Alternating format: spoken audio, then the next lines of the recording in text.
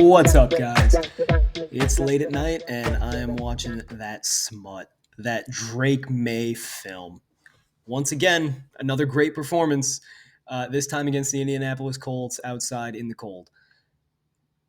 Drake May wasn't asked to do a lot of difficult things in this game. It was more about just managing and not messing up.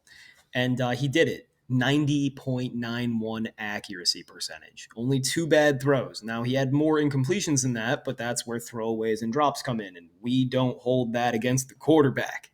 So, an elite throw, not caught. Two great throws, both caught. Two solid throws, 15 routine throws, two bad throws. Couple sacks, neither his fault. Really nice running. Let's watch that film. All right, we're going to fly through this. Drake May starts off with a nice routine throw. And he only misses 3 or 4 passes on this entire game, but here's one of them.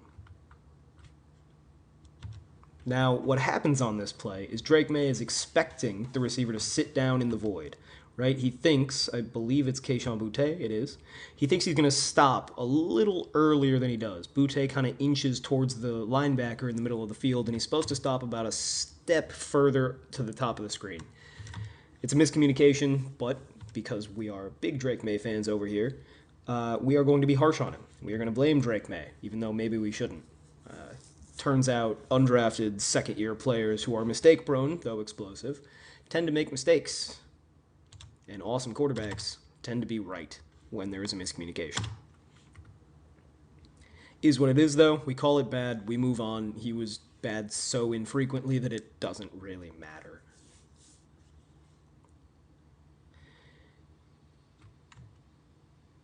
Here we've got a broken play, but again, it doesn't matter. It's inconsequential. It's a routine throw.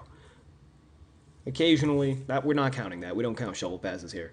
Occasionally, the All-22 is getting glitchy lately, and I will make sure you get good quality, but it may take a second.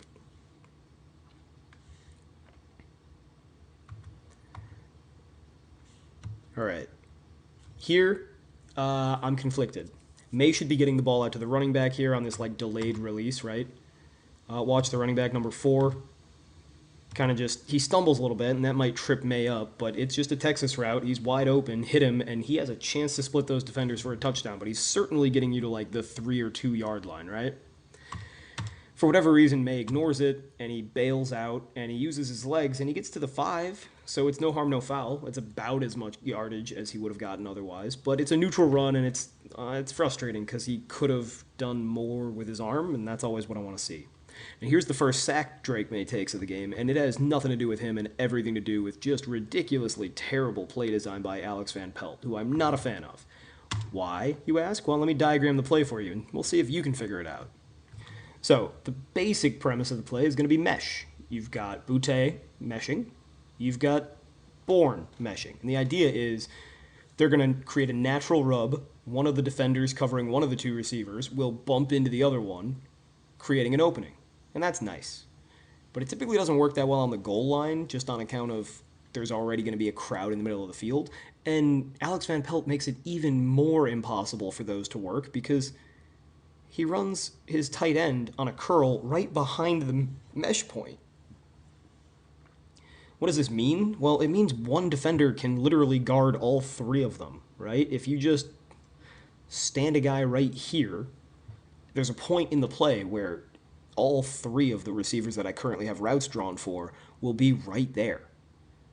And I guess the idea of this play, seeing how the rest of it is created, is that they want to get Pop Douglas in motion and then run him out here on a screen, and then maybe, theoretically, all the defenders would be bunched in the middle in this, this clusterfuck. But that doesn't seem plausible, for the same reason that it doesn't seem plausible that the wheel route to the running back is viable. Because typically plays are designed to beat man or zone. Well, let's see. If it's man, this corner is probably going to be out here, but this linebacker is probably manning up on the running back. And if he's manning up, then the wheel's probably not open because it's man coverage. And same out here. you probably have man coverage here if it's man, and corresponding man coverage here. Because nobody's moving with all this motion from Pop Douglas, it's probably not man, right? It's probably zone, and it's based on the pre-snap alignment, almost certainly cover 3 zone, right? And if that's the case, well, you still can't throw the wheel because he's running directly into coverage. And you're going to have underneath coverage like this. And so there will be somebody to step up and tackle Pop Douglas too. But let's say it's actually just super well disguised and it's just going to be cover 2. Well, this defender is going to exactly the same spot. Right? He's still just going to go right here. and this defender is probably still going to go right here. And if that's going to be the case, then it's still not open. And same because boom and boom and still not open. So in what world, oh, by the way, cover 4, same exact thing. So in what world does this play work? Well, insert cricket noises here. I don't know. I think it's just really dumb. It's very infrequent that Alex Van Pelt draws up a play that actually helps his team create something. It's much more frequent that he draws up a play that makes absolutely no sense. In that case, that sack has nothing to do with Drake Maye. There is very quick pressure, and the play makes no sense. Nobody's open because the play makes no sense. And Drake Maye is left to fend for himself, just like he is on this play. So the idea on this play is you're doing a flood. You're basically running everybody to the top of the screen. And I don't think that the design is that Drake Maye runs, but I think that there's definitely an alert that says, like, yeah, if everybody just runs to the right, take off left. And he does. The Patriots are very, they don't like drawing up designed runs for Drake Maye, which tells me that this certainly wasn't a designed run. Also, the offensive line's not getting downfield like they would if it was a designed run, right? You've got two offensive linemen behind the original pocket. I think this is just Drake Maye pulling it down and running. And it's a beautiful run because it's 30 yards, which means it's just as effective as if he had thrown a deep bomb accurately, right? So it's a 3-point play as far as PGP goes. It's the same as throwing an elite ball, and that's how I grade really big runs. So great job, Drake Maye. Great athleticism, good brain. Here, Drake Maye is pressured before he can even complete faking the handoff on play action. Right, he is faking the handoff, and there's already a free rusher, number 5, at the right tackle. Maye has no fear, does not care, steps up, never sets his feet, gets the ball out to the tight end. Whew, that's 2+ pocket movements and a routine throw, but most quarterbacks get sacked there. That's really nice. Here, more play action, move the pocket. There's a little block and release, right? So don't pay attention to the rest of the routes because they don't really work. But you see, Hunter Henry starts blocking like it's going to be a run, and then he kind of just, ole, right? He pretends that he gets thrown down, and then he stands back up and he's wide open. Great job by Maye extending the play yet again, positive pocket movement, and a routine throw. Really clever, really crafty by the veteran tight end.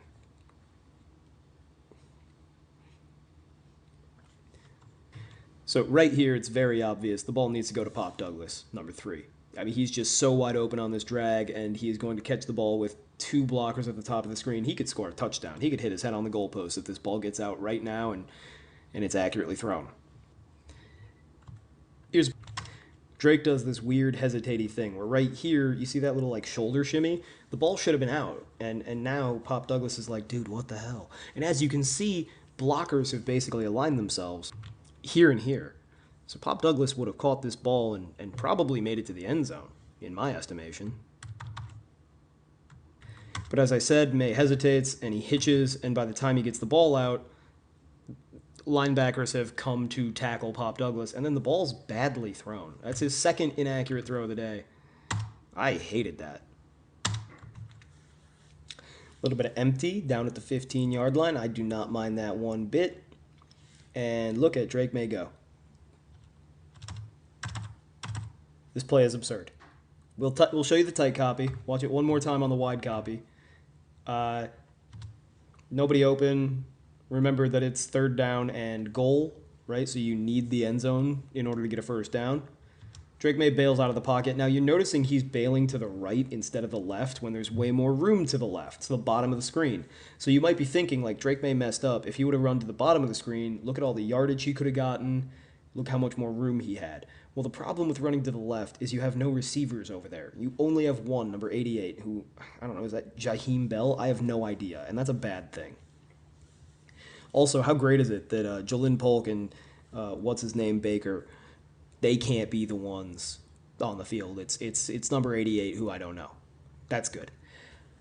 Anyhow, terrible roster management aside, Maye has to bail to the right because that's where he's got three receivers who could also double as blockers, whereas on the left, there's more defenders than Patriots. So, Drake Maye has to bail to the top of the screen, and maybe he's just tired. Maybe he saw something. I don't know. He throws the ball while running away from the play in the air. This is ridiculous arm talent. He lets it go from the 30, and it goes perfectly, accurately, all the way into the end zone for a touchdown. If Kayshon Boutte could keep his feet in that bounds. Now, I know what you're thinking. That's a terrible angle. Let me show you a better one. So here's the tight copy. As you can see, pressure from the left, but Maye knows he has to scramble to his right because that's where his outlets are. And you can see he throws the ball while running away from the play. Remember when people were complaining about his footwork and mechanics being bad? Turns out it doesn't matter at all, especially not when you can throw a ball like this. Wait a second, was that in bounds? Slow it down, right over the outstretched hand of the defender, directly into the arms of the receiver, and if you look real close, you can see that both of his feet are in bounds. It's just that he needs to toe tap. Now, I don't blame Kayshon Boutte. He's drafted for his athleticism and yak ability, not his hands or footwork. He's bad at those things. He didn't get drafted, but he got an NFL roster spot in spite of those things. And he still caught it. He just couldn't keep his feet in bounds. And he certainly could have kept his feet in bounds. That is an elite throw. I think that most wide receiver ones or wide receiver twos catch that ball, secure it in bounds, like a T. Higgins. Please let him join the Patriots next year. I would love to see Drake Maye with a competent complement. This throw is insane. This is an elite throw with 2+ pocket movements, even if it doesn't count. Here, another routine throw. Matriculating the ball down the field. All right, just getting the ball out. Solid little throw. Clean pocket, routine throw. Cutting up those soft zones.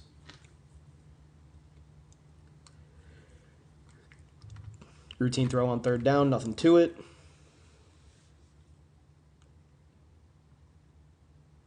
Play action, another routine throw. That's actually really good play design, right? Like, you fake it to the running back, pull all the linebackers up, and then he slips out the middle, and boom, right back to him. Not bad. You win this round, Alex Van Pelt. I give you credit. But not for long. Other screen, routine. Here we go. Drake Maye was really accurate on the day. He threw a lot of easy passes, but he was good on them for the most part. But when he was allowed to throw downfield, which is what he does best, he balled out. And that's what the Patriots need to make their offense out of. Stuff like this. Line of scrimmage at the 15-yard line. Launch point, the 25-yard line, while being hit. It doesn't matter. Doesn't matter. Yeah, he wasn't being hit. He was being bumped into. But still, even from a clean pocket, a 25-yard dime like that is sick. It's a great throw. See the perfect placement from the tight copy, will you? Right? You got a defensive tackle with an arm in his face. You got an offensive lineman getting bumped into him. It's not clean. It's not fun. But it is perfect.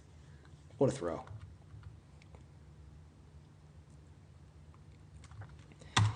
Now it looks like a bad throw. It's not. This is Jalen Polk being an idiot. Unplayable.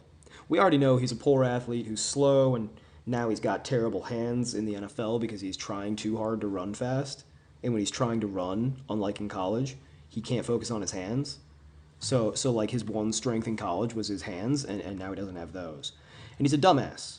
Look at this. He's supposed to just stop and turn. Catch the ball, right? All he has to do is not move and catch the ball, right? We'll see how he runs away from the ball. Running away from the ball. Just stay still, dude, and catch the ball. That's terrible. Jalen Polk should never see the NFL field again. I'm not being hyperbolic. He legitimately offers you nothing. He offers the other team bailouts. It's terrible. That's a routine throw, and this one's a nice one. See how Drake Maye zips that ball in there? This ball's 15 yards downfield, right? Line of scrimmage a little bit before the 35, and the catch point is about the 50. It's about 15 yards downfield. If it's a tight window, a lot of quarterbacks can't hit this, right? A lot of quarterbacks don't have the arm strength to zip it into a tight window like this. They can make the throw, but usually they need a little bit more time. They need a little anticipation. Maye anticipates well, but he doesn't trust the play blindly like Tua might. Instead, he uses his arm talent to zip the ball in there, and it makes number 44 fall down. And we'll see that again, too. Solid throw. Here, a little hitch. Don't love that, but he still gets the ball out. Routine throw. Cameraman going crazy today with the lagging videos and the weird shots. Another routine throw. Another routine throw, although the screen didn't really work. Empty, what I like to see. Solid throw. 10-yard gain. Plus yak. That's a solid play. Down at the goal line, and they're going to run on the first two attempts, I guess, and it doesn't work like at all. So now on third down, they're going to go empty, and Drake Maye is going to try to create, and he's going to bail out of the pocket, and there's going to be nothing there for him. So rather than throw the ball up and risk an interception or something, he just takes a dive. It's a no-fault sack. It's a plus pocket move because he was pressured immediately. Watch this. I mean, it's ridiculous. Pressured before he even gets to set up and look for a throw. Has to run away. He turns the corner anyway, but, like, he's not going to score a touchdown here. Just dive. Set up the field goal.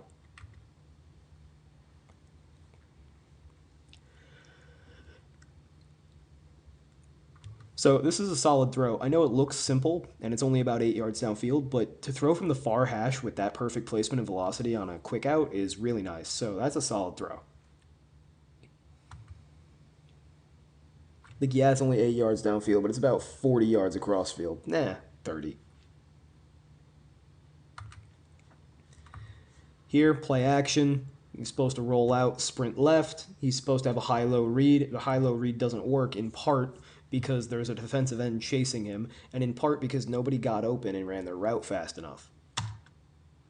So Drake Maye has to turn the corner on defensive end, beat him to the edge with speed, get to the sideline, neutral run plus pocket movement, but most quarterbacks are getting sacked there. It's the little things, the margins. Now here, Drake Maye does an amazing job, and then a bad job. All right, first off, you see Drake Maye staring down this running back. Or, sorry, it's Pop Douglas, but he's staring down the screen. And the reason he's doing that is because he's saying, hey, buddy, I'm probably just going to mosey on down to Pop Douglas and throw him a ball that you could probably pick off and run back for 6. Don't you want it? Don't you want to come up? And the defender takes the bait immediately. And the reason that you would try to honeypot this defender is because if you win, if it works, you have all this room to throw the ball right behind him to, I believe, Keyshawn Boutte. Manipulating defenders with his eyes, no-look throws. It's all beautiful. It's extremely advanced, especially for a rookie quarterback. But you got to hit the throw. He didn't hit the throw. It was a really bad throw. And I'll show you the tight copy so you can drink in all of its disgusting splendor. Just behind him. You lead him another step, and you've got yardage. Like I said, Drake Maye didn't miss often in this game. I think it was 2 times. But they did both really hurt. That one doesn't. Drake Maye, downfield, ball placement expert. Solid throw.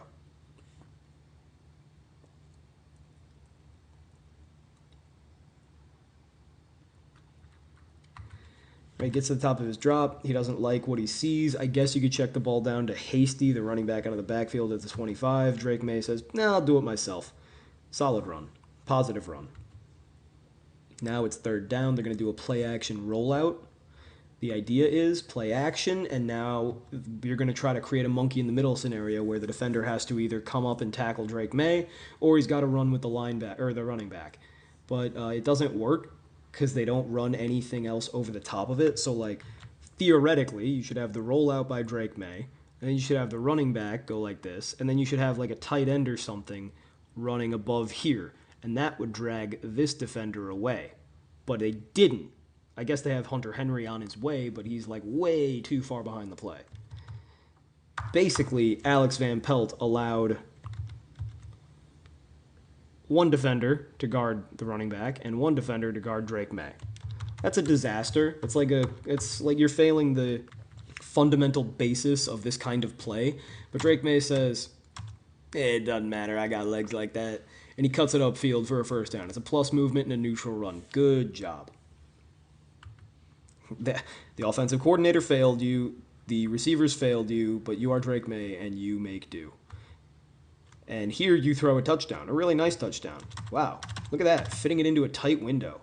Right to at least the 1 yard line, but maybe even into the end zone to your big possession receiver, your tight end, your reliable, trusty tight end.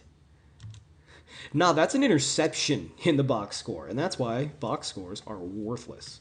Because this is arguably a touchdown and definitely a very good play. See the tight copy. Typically, when you hit your possession receiving veteran tight end in the hands like this, and then it bounces off of his titties, and then it bounces off of his knees, and then you can't see it here, but it bounces off of his face mask, typically that doesn't get intercepted. Typically, it hits him in the hands and it's done and he catches it. But if it's going to hit him in the knees thereafter and the chest thereafter, he probably catches it the second time on the ricochet. But if it's going to hit him in the face, surely he catches it the third time that it hits him in a catchable area. No. Pick. I actually saw one prominent Patriots analyst, I'm not going to say his name, Taylor Kyles, blaming Drake Maye for this because he says, oh, well, the throw was late and it was not good enough. I'm going to let you guys watch it one more time. You tell me, what do you think should happen most of the time when you throw the ball like that? Like that. Is that good? Is that like where you want to put the ball? So that's a pick, but not all picks are created equal. That had no business being picked. It was an accurate, solid throw. We're still at only 2 inaccurate passes from Drake Maye on the day.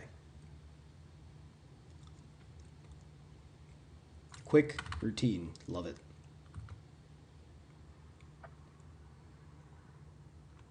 This is, remember when I said we'd see this throw later? They went right back to the well. Kendrick Bourne on the it's either a severe post or a very deep slant. Doesn't matter. Really amazing throw. And again, this is a throw that like the Joe Burrows, the Tuas, the Brock Purdys, they can't make because they don't have the arm, right? There's Drake Maye's anticipating. He's not late on this throw by any means. It's just that you're trying to fit the ball in a very tight window, and it takes a killer arm to do it. This is a great throw. And I want you to see from the tight copy exactly what he's dealing with. Watch number 44 on the Colts, the linebacker. That's the guy that Drake Maye has to beat. Right? Clean pocket, steps into the throw. 44 falls down trying to get there. If that ball wasn't a laser, he's probably got a chance to get a hand on it. But it was. Look at that thing hum. One more time. Boom. If that ball hangs in the air for even a second, for even a quarter of a second, it's batted away. But it's not, because he's got a live arm, and that matters. People think that, arm strength matters for deep passes. Not so much. It's those intermediate passes where it really comes in clutch. Speaking of coming in clutch, third down, Drake Maye just gets a casual 10 yards, solid throw. No big deal. What are you talking about?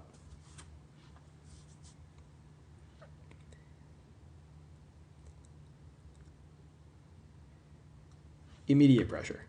Immediate. 1, 2, 3. Here's the top of his drop. Here's his hitch. He's getting hit by 2 people. He steps up, and he just takes a no-fault sack. It's third down. You're going to punt. You throw the ball away, you're punting. You take the sack, you're punting. Doesn't matter, and there's nobody to the left that he could have thrown to. By the way, 1, 2, 3, 4, 5, 6, 7. The Patriots have 7 blockers on this play. That means they only have 3 receivers. and the 7 blockers get beaten immediately. Number 71 has not moved off the line of scrimmage yet. I don't know what that means. I believe the right guard, he's like sandpaper, or not sandpaper, sticky paper, stuck to the line of scrimmage. This is a beating unlike any other. An offensive line that just cannot exist. So, now the Patriots have given up a game-losing drive to Anthony Richardson, of all people. And Drake Maye needs to lead a field goal drive to win. Or tie? Win.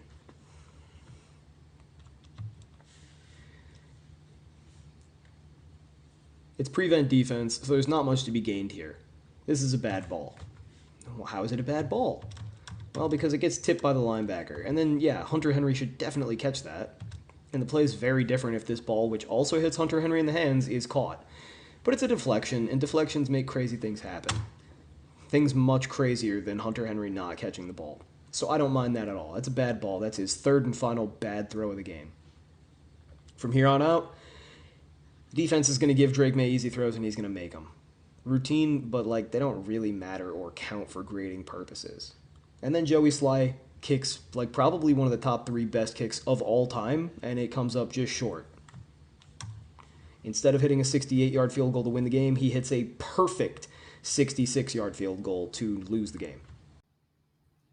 My takeaway is that Drake Maye is transcending.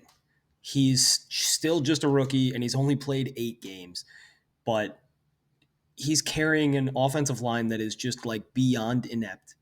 He's carrying an offensive coordinator who draws up plays that have no hope of ever working. And he's really consistent. Like, yeah, he had a couple of misses that I didn't like, but he also was really accurate and threw the ball downfield very well. I don't think he missed a single downfield shot in this game. The worst throw, the only incomplete throw he had down the field was a ball where he ran away from 2 defenders and then threw while facing the opposite end zone.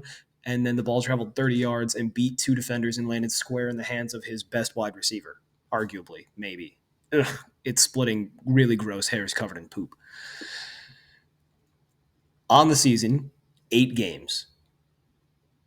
Plus like 5 plays against the Jets in week 3 that don't really count. He didn't play very good against Houston. He didn't play very well against Miami last week. He was, nothing. The game was over before he could even do anything. But 1, 2, 3 A games plus a 4th that was an A+. The kid is a stud. He is a franchise-changing quarterback. And despite the fact that he did throw a pick in this game, 0 turnover-worthy plays. Pretty damn good.